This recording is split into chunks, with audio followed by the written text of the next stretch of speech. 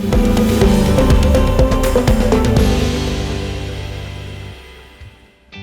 안녕하세요. 김지현의 리포트 김지현입니다. 시장의 변동성이 좀 커지는 구간이에요. 그 안에서 기존의 주도주 역할을 하던 것들이 좀 쉴 때는 또 다른 것들이 올라오기도 하고, 그러니까 순환매의 흐름이 업종별, 종목별로 나타나고 있습니다. 그 빌미가 되고 있는 건 가장 대표적인 게 실적이죠. 전분기 실적이 나오고 있는 구간이에요. 해서 실적 나온 이후에 여러 가지 의견 담은 리포트들도 계속해서 쏟아지고 있는데 오늘도 그 가운데 몇 가지 살펴보도록 하겠습니다. 자, 오늘 준비한 리포트는 총 6개예요. 일단은 오랜만에 실적도 그리고 주가도 돋보이는 흐름 보여주고 있는 FNF에 대한 의견 담은 리포트 살펴볼 거고요. 시장에서 굉장히 주목하고 있는 테마 가운데 하나이죠. K뷰티, 그 안에 들어있는 주요 기업들 APR과 한국콜마 그리고 클래시스와 파마리서치에 대한 의견 담은 리포트도 살펴보도록 하겠습니다. 마지막으로 LNF에 대한 의견 담은 리포트도 준비했어요. 각각의 리포트들 어떤 내용 담고 있는지 바로 확인해 보도록 하죠. 자, 우선은 FNF입니다. 배송의 애널리스트가 발간한 리포트인데요. 저점 통과라는 심플하고 명확한 제목을 달고 있어요. 일단은 지난 분기, 그러니까 3분기 실적부터 보겠습니다. 이 FNF의 3분기 실적은 MLB 브랜드가 국내 그리고 국외에서 모두 다 선전했던 여파로 매출이 6개 분기 만에 그리고 영업이익은 8개 분기 만에 성장으로 돌아서는데 성공을 했습니다. 특히 내수 같은 경우는 내수 경기가 호조를 보인 영향으로 의류 소비도 좀 살아나는 모습을 보였고요. MLB뿐 아니라 디스커버리 역시 역신장의 폭이 좀 줄어드는 모습이었습니다. 물론 내수 전체 실적을 보면 아주 만족스러운 수준의 반등이었다라고 하기는 조금 무리가 있습니다만 그럼에도 어쨌든 내수가 전사 실적의 발목을 잡는 구간은 지났다라는 게 배송의 애널리스트의 의견이에요. 또 이제 중국 같은 경우도 저희가 유심히 보고 있는데요. 전년 대비 성장률이 14%를 기록했습니다. 시장 기대를 웃돌았어요. 중국에서도 역시 MLB가 성장을 이끌었고요. 디스커버리 같은 경우는 중국에서 신사업으로 진행을 하고 있는 상황인데 출점에 대한 가이던스가 예상했던 것보다 조금 하향 조정되기는 했습니다. 그리고 접근 방식도 조금 더 순차적으로 가져가겠다라는 이야기를 하기도 했고요. 다만 MLB가 워낙 선전을 하고 있기 때문에 특별히 걱정할 바는 아니다라는 게 배송의 애널리스트의 의견이에요. 해서 결론적으로 보면 내수 그리고 중국 모두에서 저점은 지났다라는 판단이고요. 이제 4분기는 워낙 의류 쪽에서의 성수기라고 할 수 있죠. 마침 날씨도 우호적이고 소비 업황도 우호적인 상황으로 진행이 되고 있는 상황인 만큼 성장은 조금 더 확대될 거다라고 전망을 했습니다. 한편 FNF는 골프 브랜드이죠. 테일러메이드의 주요 투자자이자 아시아 지역 파트너인데요. 현재 이 테일러메이드에 대한 매각을 위한 본입차를 진행하고 있는 상황입니다. 일단은 입찰이 진행되는 걸 봐서 어느 정도 가격대가 형성되는지에 따라서 매각을 하거나 혹은 인수로 진행을 하겠다라는 계획인 건데요. 매각할 경우에는 일단 1조 원 이상의 현금이 확보된다는 측면에서 또 인수를 하게 될 경우에는 연간 3천억 원 이상의 에비타를 연결로 인식할 수 있게 된다는 측면에서 매각해도 인수해도 모두 다 긍정적인 모멘텀으로 작용할 수 있을 것 같다라는 판단입니다. 종합하자면 실적이 저점을 통과하고 있고 테일러메이드 관련해서도 긍정적인 모멘텀이 곧 가시화될 걸로 예상되는 구간이니만큼 매수 추천한다라는 설명이고요. 목표가는 10만 원 유지한다고 밝혔습니다. 자, 다음은 이제 K뷰티 디바이스 관련 대표주이죠. APR입니다. 역시 배송 애널리스트가 발견한 리포트인데요. 간만에 주어진 매수의 기회라는 제목을 달고 있습니다. 빠질 때 사가도 된다라는 이야기를 하고 있는 거예요. 일단 APR 실적부터 보면 3분기 매출이 1년 전에 비해서 122% 성장했고요. 영업이익은 무려 253% 성장했습니다. 시장 기대를 뛰어넘었어요. 해외 매출은 1년 사이에 210% 증가해서 전사 매출의 80% 수준까지 확대됐습니다. 외형 성장이 워낙 강력했고 마진이 높은 편인 해외 매출이 전사 매출에서 차지하는 비중이 높아졌기 때문에 영업이익률 역시도 25%를 기록하기도 했습니다. 배송 애널리스트는 이렇게 좋은 실적에도 불구하고 주가가 많이 하락했던 실적 발표 이후에 주가가 빠졌던 부분에 집중을 했는데요. 시장 기대가 지나치게 높았던 것이 역대급 실적 발표 이후 주가 급락의 원인이다라고 설명을 했습니다. 다만 이 같은 주가 반응과 다르게 실적 발표 이후에 향후 장기적인 성장에 대한 가시성은 더욱 뚜렷해졌다라는 게 리포트에 담겨 있는 내용인데요.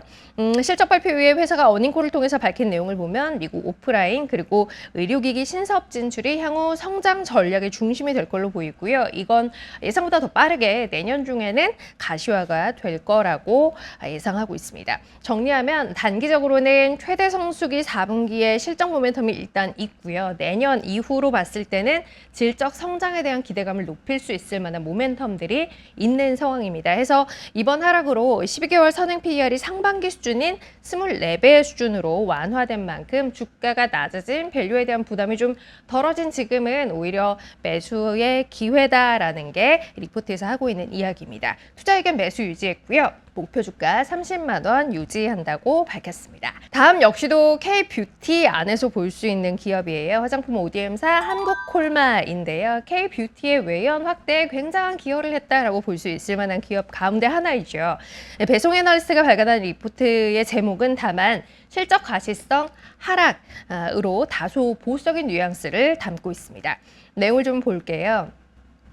한국콜마의 3분기 실적은 한국 법인의 실적이 양호했음에도 불구하고 해외 법인, 특히 미국을 중심으로 한 실적 악화가 원인이 돼서 시장 기대치를 전반적으로 하회하는 모습을 보였습니다. 좀 자세히 보면 한국은 매출도 영업이익도 19% 내외 성장했습니다만 해외 전반은 매출이 하락하고 손실을 기록하는 모습이었는데요.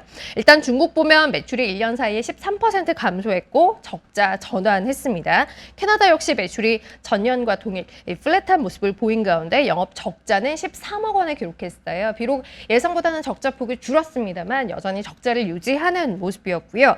미국 같은 경우는 매출이 무려 54% 줄었습니다. 영업 적자는 64억 원으로 더 크게 늘어나는 모습이 있었고요. 미국을 보면 1공장 고객사의 주문이 원활한 가운데 2공장 영업 성과도 빠르게 기여할 거다라는 낙관적인 전망이 있었습니다만 1공장 그리고 2공장 모멘텀 모두 다 예상보다 좀 빠르게 가시화되지 않고 있는 측면이 있어서 좀 부진한 실적의 원인이 됐다라는 거고요. 특히 1공장 주력 고객사의 주문이 전분기부터 오히려 축소되고 있다라는 데 배송 애널리스트는 좀 집중을 했어요. 종합적으로 보면 해외 실적이 모두 부진했고 특히 미국의 적자 확대가 굉장히 좀 아쉬운 상황입니다. 특히 좀 전에 이야기했던 미국 실적 악화의 주 요인인 1공장 주요 고객사 주문 축소 이슈가 해소되지 않으면 미국 사업의 실적은 개선되기 어려운 상황이다라고 이야기를 하고 있고요. 현재까지는 이 상황이 개선되는 모습이 없다라는 판단도 함께 담고 있습니다.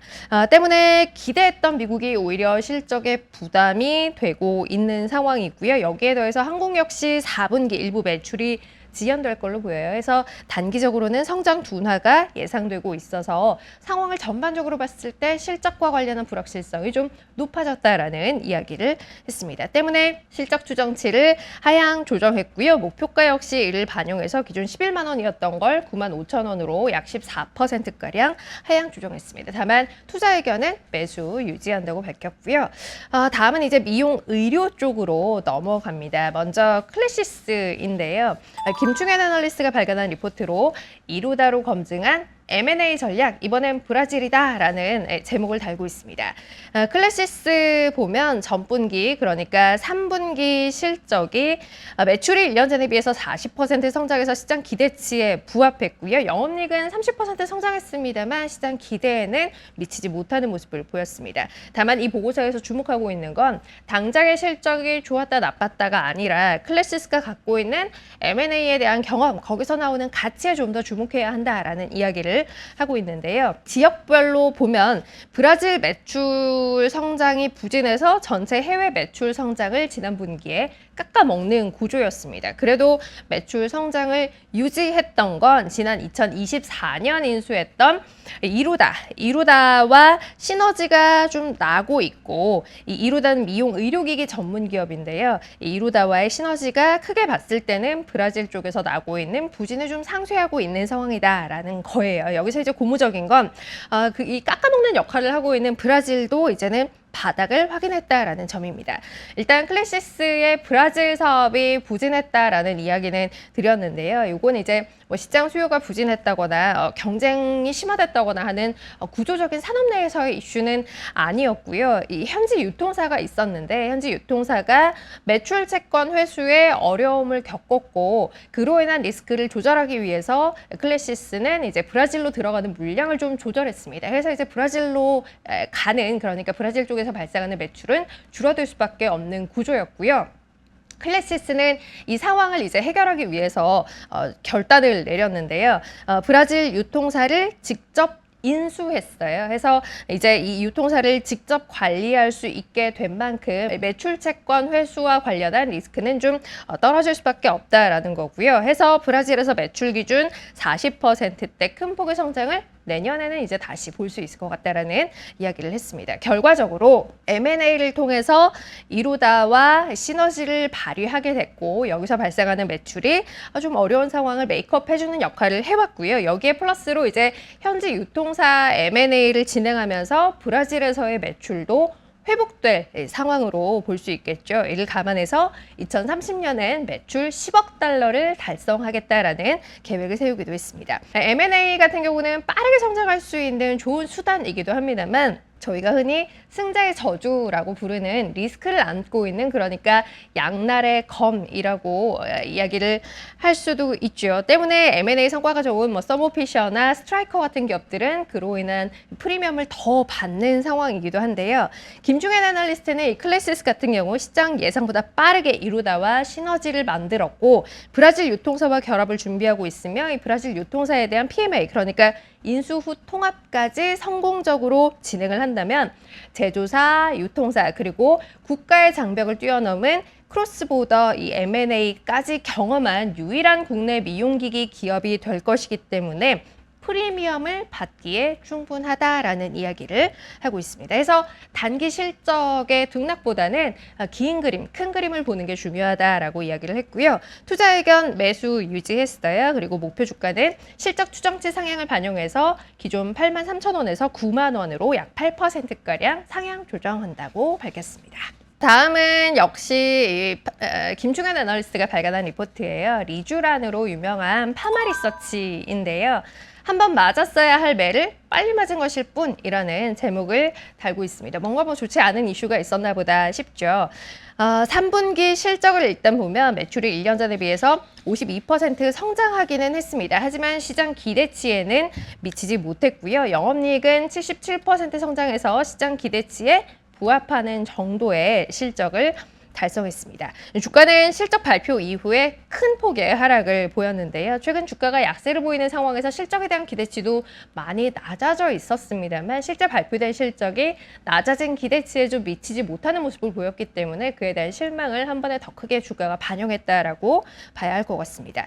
그럼 이렇게 매출이 부진했던 이유를 좀 봐야 할 텐데요. 일단 국내 매출 같은 경우는 전공의들이 수련병원에 이제 복귀하게 되면서 시술자가 좀 부족했다라는 게 이제 매출 부진으로 이어졌다라는 설명이고요. 수출 같은 경우는 불법 수출 물량을 제한하기 위한 내부 정책의 움직임으로, 그러니까 일부 수출 제한 움직임으로 인해서 매출이 덜 나온 걸로 보인다라고 설명을 했습니다. 김중현 애널리스트는 시술자가 부족했다라는 국내 요인에 대한 해결책으로 일선 병원들이 봉지기, 그러니까 일명 페이닥터라고 부르는 의사들에 대한 채용을 많이 진행을 하고 있다라고 이야기를 했고요. 수출 제한 정책은 과거에도 시행한 적이 있었고 오히려 수출의 질을 강화하는 효과가 있기 때문에 길게 봤을 때는 이 역시 나쁘지 않다라고 이야기를 했어요. 그러니까 3분기 매출 부진을 일으켰던 요인들은 모두 다 크게 부정적이지 않고 또 곧 회복이 될 이슈들이다라는 이야기이고요.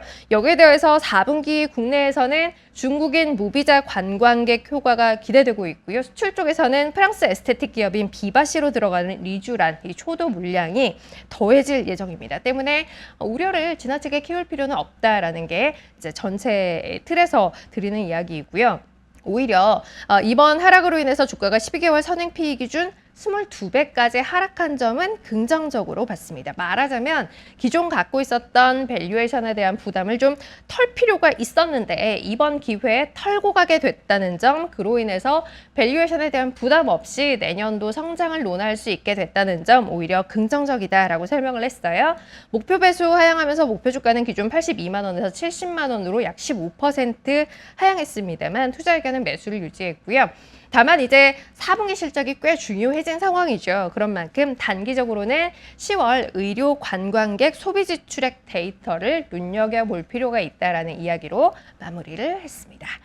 자, 마지막은 이제 2차 전지 소재사이죠. LNF입니다. 김철중 애널리스트가 발간한 리포트인데요. 미국 EV 노출도 없고 ESS 성장은 명확하다라는 제목이에요. 이번 보고서에서 김철중 애널리스트가 가장 힘줘서 하고 있는 이야기는 밸류에이션 방식, 그러니까 목표가 산정 방식을 SOTP로 변경했다라는 부분입니다.